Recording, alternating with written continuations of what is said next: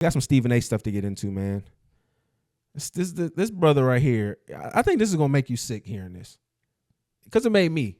The unmitigated gall. It was just so asinine. I look at Memphis as being a city that, you know, with a lot of black folks in a red state. That's a tough position to be in. That's just a fact when we're talking about Memphis. But the mayor of Memphis made a comment speaking up for the city and invited me to come. Sir, I have friends in the city of Memphis, longtime friends that I've known for decades, and I'm in Memphis quite frequently. I know a little thing or two about Memphis, so let me get that out of the way first. But in fairness to the mayor, Mr. Paul Young of Memphis, Tennessee, I want to throw this out there, and I thought it was important. Total crimes have decreased by 13.3%. Violent crimes have dropped by 19%. Poverty crimes have fallen by 20%. Total homicide rates have fallen as well in the year 2024. Okay, so when you're talking about that, violent crimes, we're talking about robberies has decreased. So all of that sounds good because it's moving in the right direction, but it's still recognized as one of the worst cities in America, to the point where the head of the FBI has called it the murder capital of this country per capita. That's on the record saying that. This is just weeks ago. What are we talking about here? The poverty rate is at 24.5%. In terms of their national ranking, it consistently ranks within the top 10 most impoverished large cities in the United States of America. Big one here, Molly, Doggy, Wendy.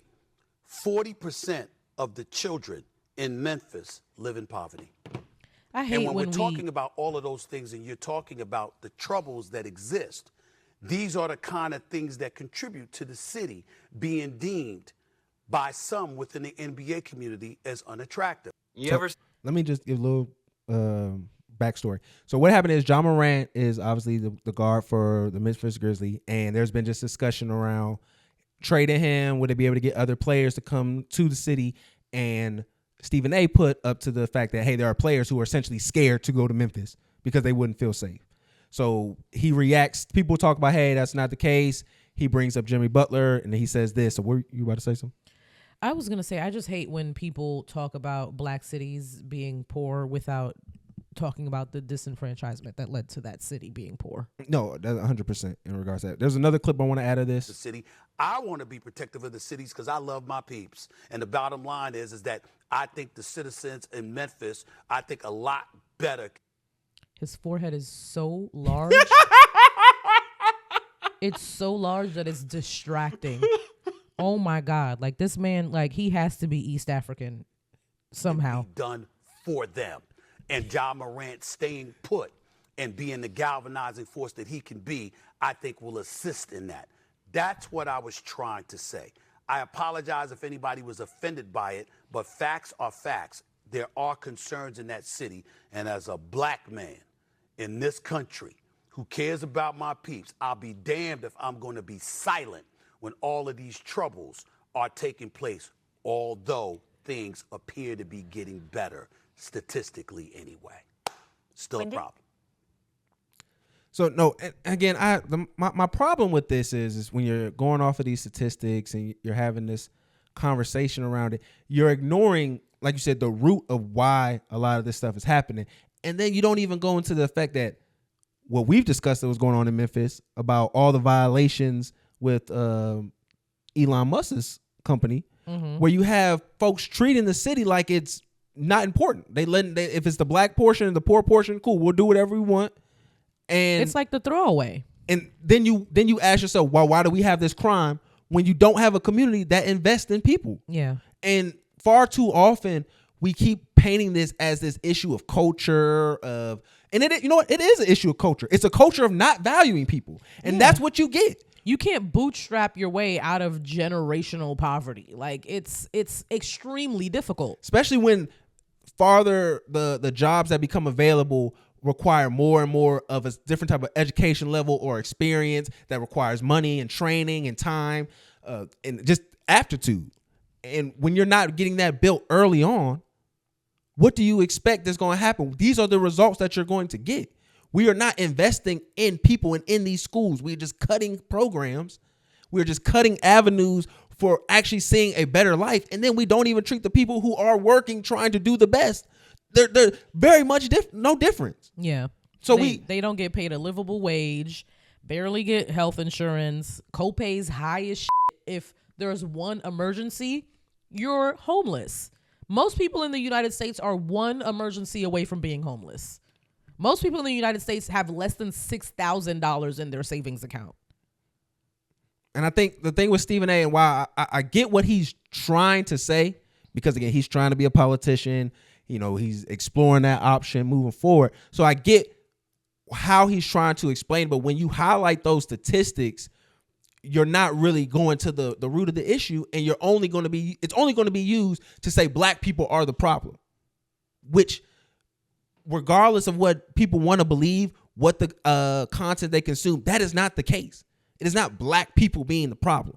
Mm-hmm. It's lack of opportunities. Also, when you go into these inner cities, there are other folks from other countries putting hits out on people for drugs and for commerce and whatnot. So you have this environment where these men are only given an opportunity to say either go to this rundown, maybe get a promotion one day gig, or I can make a lot of money really fast doing some nefarious behavior. Yeah, and you can't even go to the local factory and get a quick job no more because they're not in the United States anymore. Or if they are, they're paying for a particular type of high skill. Mm-hmm. You have to be able to do that. Or even if you do find some decent work, it's not paying you enough to feel like it's worth coming. It might be more expensive for you to get to work than what you'll probably make at the end of those 2 weeks. Depends on if your city has public transportation that's sufficient enough for you. Yeah, because we talk about Memphis. It's a red state. It's not like it's going to have the great transportation that at least is available in major cities. And it's the same here in Georgia. If you live in Atlanta, then there's trains and there's public transportation for you. But if you live anywhere outside of Atlanta and you need to work in Atlanta, it's impossible. Impossible. Like, from where I used to live, from where I used to work, if I were to take public transportation the entire time, it would be a 15-minute walk or 20-minute walk to a bus. That's then another like half an hour ride to then transfer to another bus. That's another 15 minutes to then transfer to the train that would then get me into the city. Mm-hmm. Like, absolutely insane. And then even just trying to get to the train when we was just in the apartment, that would be at least 20 minutes from where we were, in smack in the middle of the city of Atlanta. Yeah, so it would take, because I remember when I looked at trying to go to work on a bus, and it was just like I had to get up earlier, way early. It wasn't even like it was like an hour early. It was like 2.5 hours earlier. Yes, it's a just trek to get on there. And then hopefully we don't know the bus gonna be on time, because it's not always that reliable. And then I've seen people standing at bus stops and the bus is just whizzing right past them. Don't even stop. Keep it moving. And then it's not like the buses and the trains are conveniently timed like they are in New York, like every 10 minutes, every 5 minutes, every 20 minutes, every 25 minutes. You miss one, you're late, period.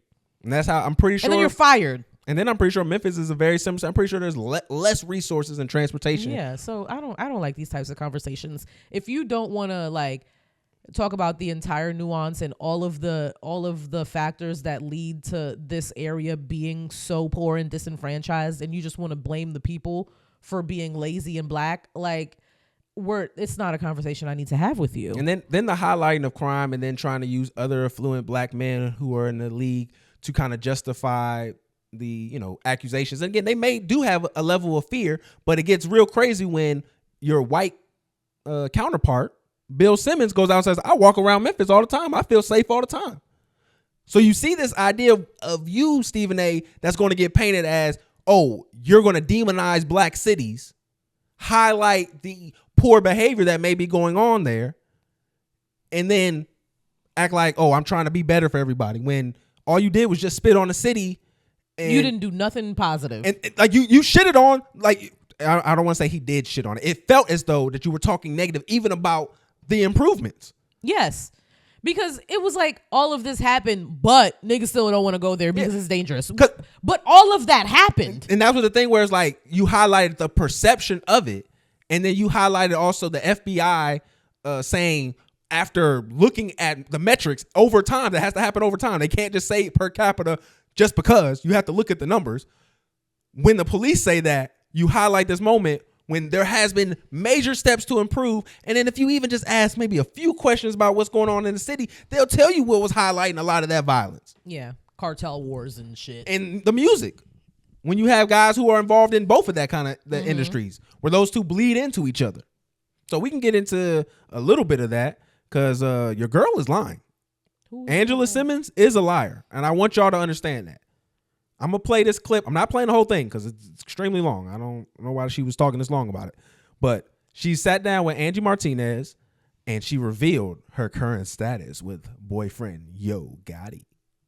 Before love. Then you had another relationship. Yeah. Very public relationship. That people, it was weird because you guys shared a lot, but you didn't share a lot. Like we saw photos and we saw it happen and people were invested because he kind of manifested it in a way. Yeah, I think, when it comes to me in relationships, there's a lot of times people don't even see who I date, right? And with that one, it just felt special enough to share. You know what I mean? I think we both on the same page. And girl, we always know who you dating. What do you I don't mean? believe you have to give. I thought that too when I first heard this. To show that you're together, but it just felt right. You were having fun too. It seemed like you were having fun with it. For sure. I think it felt right and like the right. It didn't like we both have our own thing going on. It's like cool. Like both these worlds came together. It's cool. Like we can share it. And you've been quiet lately. Are you guys together still or no? No, I'm not with him. I think she's so lame. I can't. Yeah, not by choice, but I respect him. It's all love. Like it's not your choice. I wouldn't have chose it, but it was what was best. But I wouldn't have chose it. No. Okay. It just sounded like she was getting cheated on and she had to leave the relationship that's even what though she didn't want to. That's what you got out of that? She said, I wouldn't have chose it. She wouldn't have chose to not be with him, but it was for the best. Are you calculating everything that's been going on with Yo Gotti? No, I have no idea what's been going on. We talked about this. Remember when we had Memphis Man call in and we talked about... That was a year and a half ago. Yeah, that's some still serious stuff that's been going on. You just was watching the clip about... Remember that white guy on TikTok was talking about Young Juke and all them? Oh, yeah, his brother. Yeah, so I'm saying this man is... If you don't think Yo Gotti is being investigated by the FBI, I don't know what to tell you.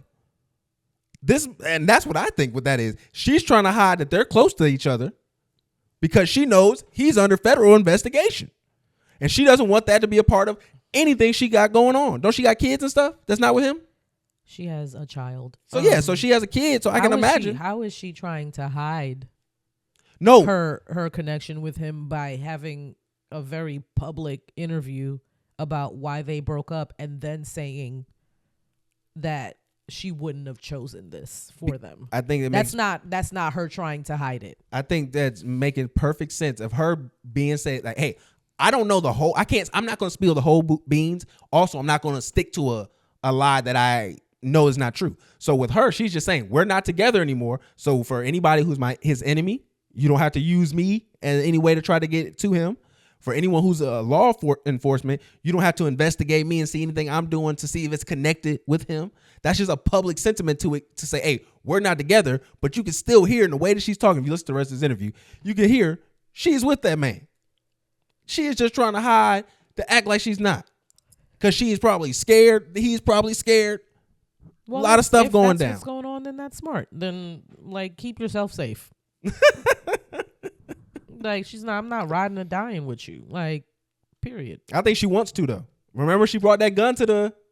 That's why I called her lame. She is I corny. saw them pictures today, and she was holding it like this. I was like, just that's when he went secondhand embarrassment. I don't like it. When he saw them pictures hit the web, he sat her down like Frank Lucas did in American Gangster when he found out they got caught onto him because of the fur coat. The fur coat. That's exactly how he was acting that night. Mm-hmm.